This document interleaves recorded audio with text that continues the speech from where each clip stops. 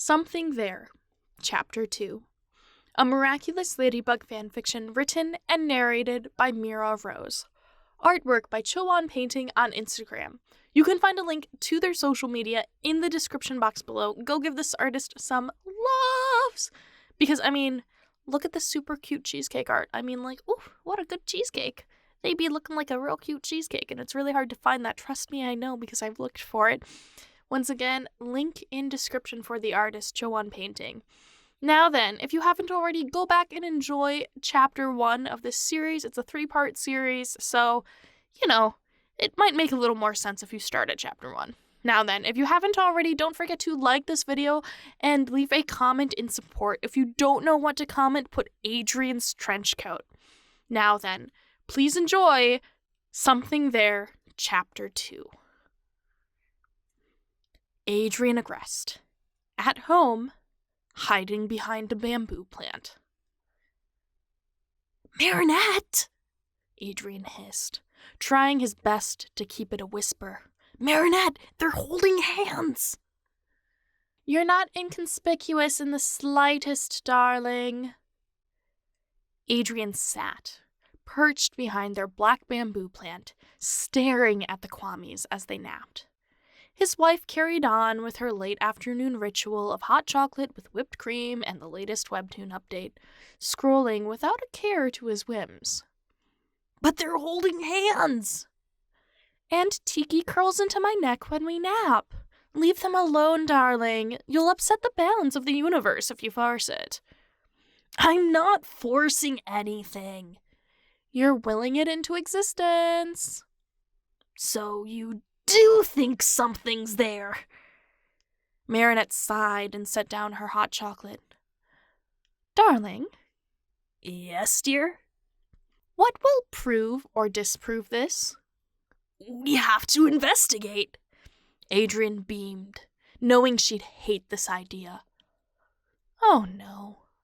"And you know what that means." He wiggled his eyebrows. "Don't say it." "A trusty trench coat." He bolted for the closet before she could get a word in. "Wait. Where?" "Babe?" Adrien called, not wanting the answer if it came from her. "Babe, where's my trench coat?" "In the washer." He turned to see her leaning in the doorframe, arms crossed. Phew. He thought she'd thrown it away, or worse. "For how long?" "For a wash cycle? And then a drying cycle." She chuckled at his question. He bolted to the laundry room. There! It was on spin. He opened the machine and grabbed his trusty coat, damp, not moist, and slid it on over his t-shirt. "Let's go," he called to his wife, who'd unexpectedly followed him in. "Babe." "What?" "Darling." "Yes, my love?" He watched as she searched for a word. "No." "Yes!" "I thought we agreed that you can only wear the coat as Cat Noir from now on."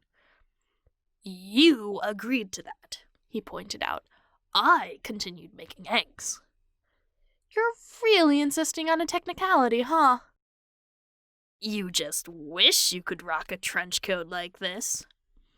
"No, darling, I really don't." He stuck out his tongue and retreated back to the living room to see Plagg yawning and Tikki stretching. "Why are you wearing that abomination?" Plagg groaned, noticing his trench coat. "Are you going to get cheese or something?" "No, Adrien began. "Then I don't care." Plagg rolled over and closed his eyes as Tikki adjusted herself beside him. "Wasn't Marinette going to throw that away?" Tikki asked. "What? No, never!" Adrien clutched it tighter to his chest. She narrowed her eyes before curling back up to Plagg. Okay, now he had to ask. "Are you guys dating?" he blurted, getting all the words out before Marinette could stop him. What, you think Sugar Cube and I have chemistry? Plagg piped up, rolling over with a smirk on his face. Tikki sighed and pushed him back over. We're Kwamis. Such a construct doesn't exist for us. So then, best friends? Adrien asked as he saw Marinette facepalm from the corner of his eye. Well, although we've known each other for several lifetimes, Tikki began.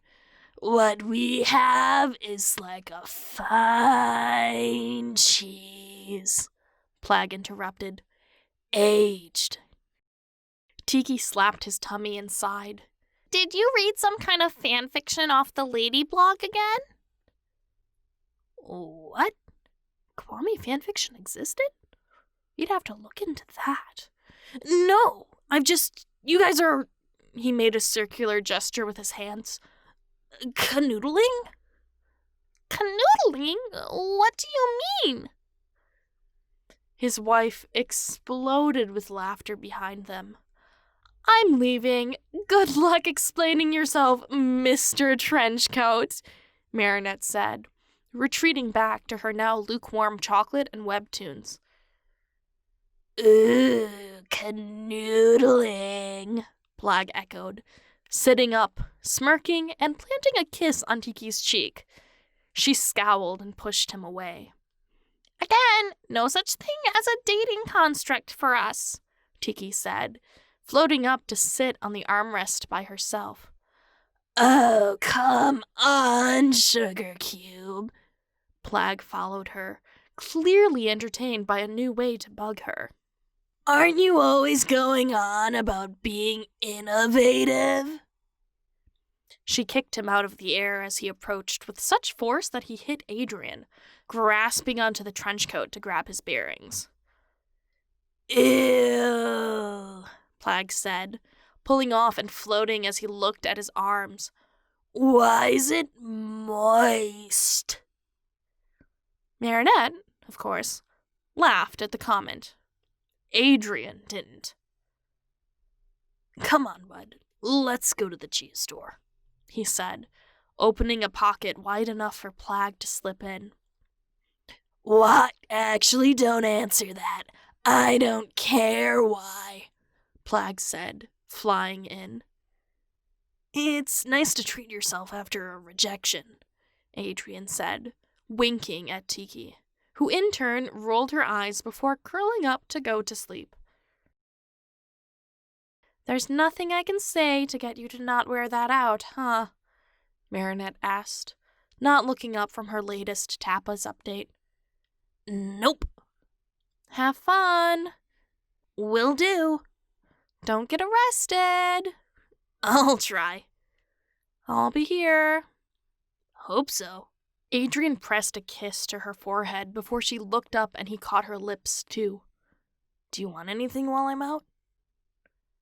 Yeah, stop by the donation center and drop that trench coat off. Sure won't, he winked, putting his shoes on and opening the door. Love you, Bugaboo. Love you, too. She looked up and blew him a kiss. With today's mystery solved, Adrien left his place with his trusty trench coat and his Kwami. His Kwami, who had no idea what's coming. If there was anything Sherlock and anime taught him, it's that there was always more. There was something different between Plagg and Tikki. There was. There had to be something there, and he was determined to find out. Thankfully, one of them would squeal for a bit of cheese, and if that didn't work, Adrien knew what he had to do. If it came down to it, Adrien would threaten the cheese to get the truth. Thank you so much for listening. If you haven't already, don't forget to not only subscribe to the channel and hit the bell for notifications, but also leave a like and a comment in the comments section. If you don't know what to comment, put hostage cheese. Now then, I will catch you in the next one. Bye!